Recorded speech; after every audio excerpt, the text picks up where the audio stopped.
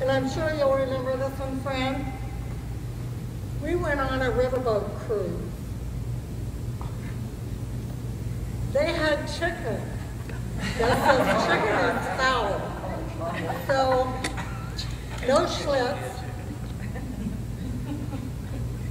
And he just really was having a bad night.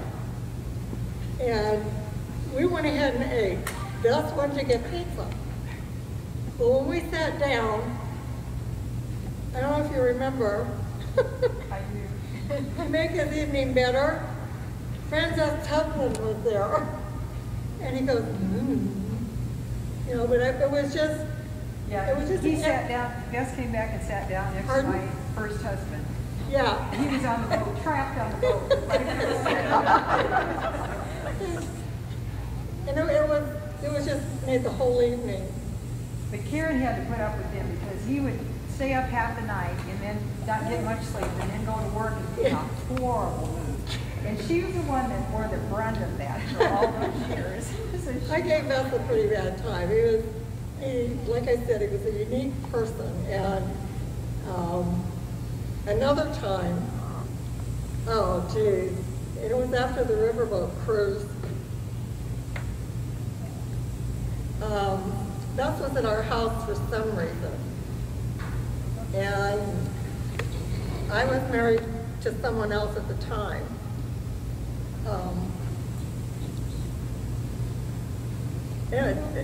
You'd had to have been there to see the look on Ves's face, but they used to have a thing called slime. It was green. yeah. Well, Clay sat down next to Ves, and he had the slime in his hand. And he went, and then he went like this in front of Ves. The look on his face was priceless.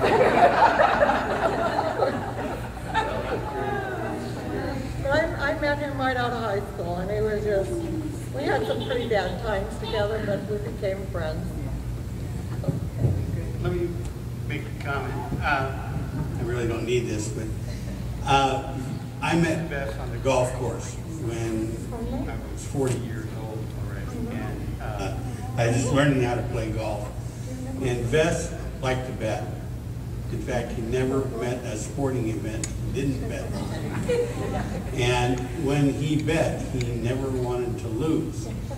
So he always did everything he could to get his advantage while we were playing golf, because we bet on every element of the game. And being a relative new golfer, Ves started out my career by in educating me how big the lake was in front of me that I was going to have to get over. And he spent quite a bit of time before we got to it. So immediately I hit the ball right in the middle of the lake. And I let out a 4-letter word that rhymes with fire truck. And Ves wanted to know if that was Latin for lake. He was always coming up with a joke. He was a very clever guy, but he never bet on anything that he was going to lose at. Okay, anybody else? Okay. I'll go. I'm one of Ves's and friends' daughter student. I don't know. I guess what I would say is, the thing I remember is whenever I'd call Ves, I'd say, "How you doing?" And he'd say, "I'm perfect." Always, every time. He'd say, "I don't know why you keep asking that." Whenever I call. I'll start off with a story, and then I'll tell you a little bit about what I remember about Ves. And I know that my brothers and sisters all know the story, of course, but you'll hear it again about the pot of chili, of course. But I'll share it with everybody because it's kind of a funny one. If you haven't heard it, Ves would make these big, massive meals for us, and he would freeze them, and he'd store them, and he'd make us eat them. But he made this big, humongous pot of chili one day, and I don't like chili, but everybody else was okay with it. But he made that chili, and he was very proud of it, but he didn't I don't know if he realized it, but he cooked it too long and it burnt on the bottom of the pan, the whole bottom of the pan. And so then he stirred it all into the chili, and then he made us eat that chili until it was gone. And the pot must have been just like, I mean, it was huge. It took months to finish that chili, but we had to eat that. So anyway, but I guess I would say, if anything, he was a very passionate man and an emotional man. Of course, we got to see a lot of his emotions. But he was passionate about so many things. He was passionate about animals. He loved animals. He was passionate about woodworking. He was so talented at that. And he just amazed us with all the things that he built in our house, the cabinets, the furniture, all the beautiful items that he made. You just couldn't believe it. And teaching everybody how to do something, whether it was building in the house or gardening, a little bit about to some degree, what's weeds and what's not. And hard work, he taught us about that. He taught me about business and convinced me that psychology for me might not be the best field to go into. I learned it on my own after my freshman year in college. But he was always the one that you'd go to because he knew so many things. But he was a brilliant man. But he was also passionate about gardening, and he was passionate about gambling with the horse races, and just so many things. He was such a colorful, lively man. And I mean, he just added so much to our lives. And you know, I take a lot away from him because he really knew so much about so many things, and I admire him tremendously. But I just wanted to let you know how much I felt that he cared for us.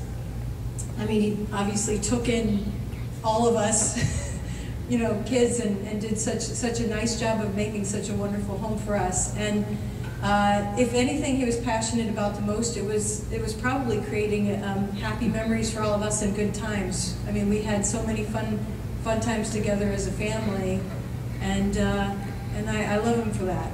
And I just wanted to tell you how I felt about him. Anybody else?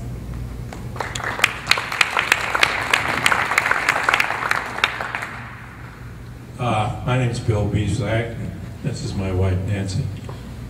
Bess and I go back to Central High. He's the class of 50 and I was the class of 52. Even though we're the same age, he got ahead of me somewhere along the line. But we also go back to UNO, Lambda Chi Alpha. And Bess and I got drafted. And we were due to go to the Army on the same day.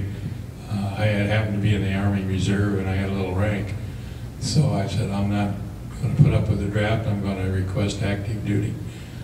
And that came through for me. So, but we did still leave on the same day, and we had these travel vouchers. He and I together rode the Missouri Pacific passenger train down to Kansas City, and came lunchtime and we went to the dining car, and the waiter around know what we wanted, and he said, well, we got these vouchers, and he said, oh, they're only $5 a piece. He said, are you guys going to the Army? And we said, yeah, got a deal for us? He says, yeah, I'll take care of it. So we ate pretty good, and transferred to a train in Kansas City, and we get to Jefferson City, and that's as far as we could go on the train. We had to take some local bus line to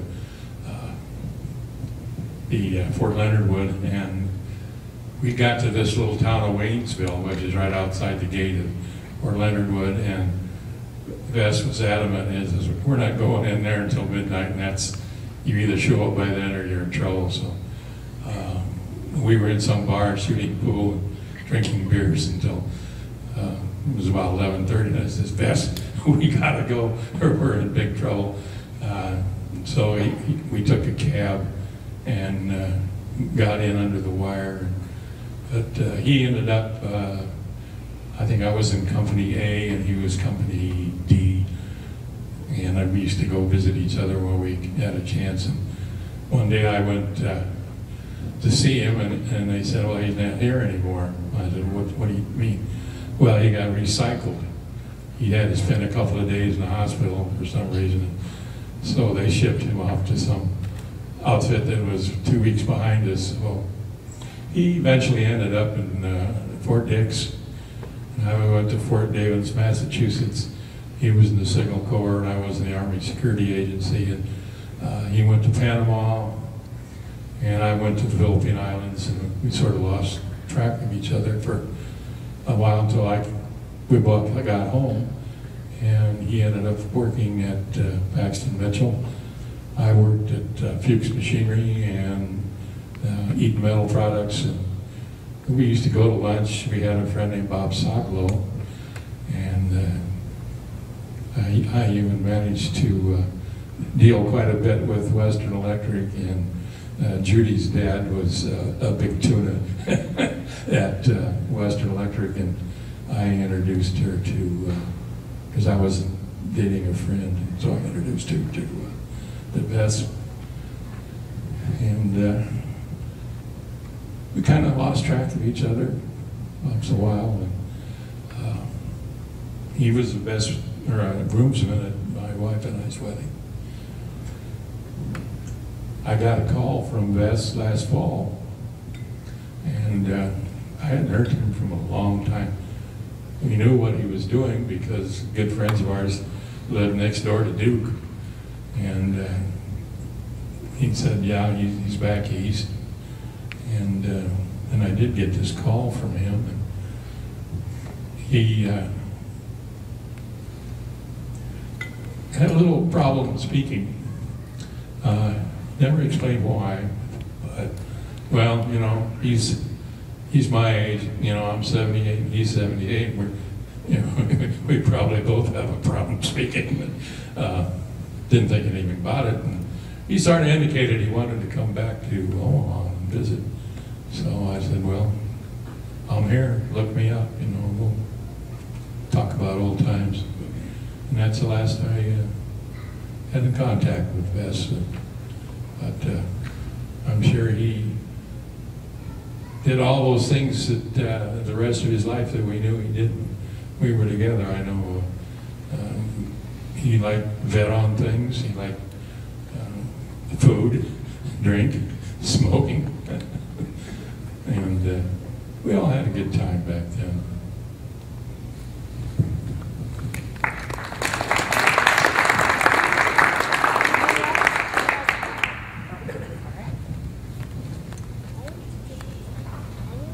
Hi, I'm Mary Beth Staub. I'm Mary Claire's daughter. I'm Fran's niece. And I got to spend a lot of time with Ves and Fran when they moved to Tennessee. I moved to South Carolina first. I was in graduate school at the University of Georgia, and they moved just about an hour from me. And so we got to spend a lot of weekends together. And we went boating, and Fran was still working, and Ves wasn't. And so when you would go to work, Ves would say, what do you want to do today? And I'd be like, I don't know, what do you want to do? And he's like, let's get in the truck and use your scholarly skills. I'm like, what's that mean? He's like, bring a notebook. So we would drive around the neighborhood, and he would try to find people that were in violation of the covenant code.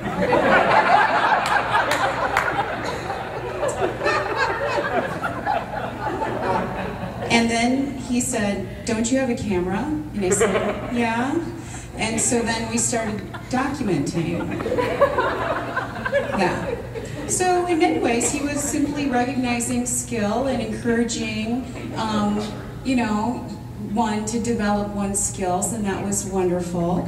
And then when you all moved to Tennessee, then I had moved to Iowa and was doing some research in North Carolina, and I got to spend a couple of weeks every couple of years with Ves and Fran. And so we would go on walks, and we would take the dog out, and then he would always want to go out for breakfast, no matter what time of day it was, and that was fun. And so always he was preparing in the summer for somebody to come visit, and so we would have to traipse through Walmart and find fishing licenses and different things to do with the grandkids. And so we would always talk about how much he really enjoyed that. And he didn't teach me the kinds of things that he taught all of the kids, but he definitely would try to have us watch movies. He always picked, and so that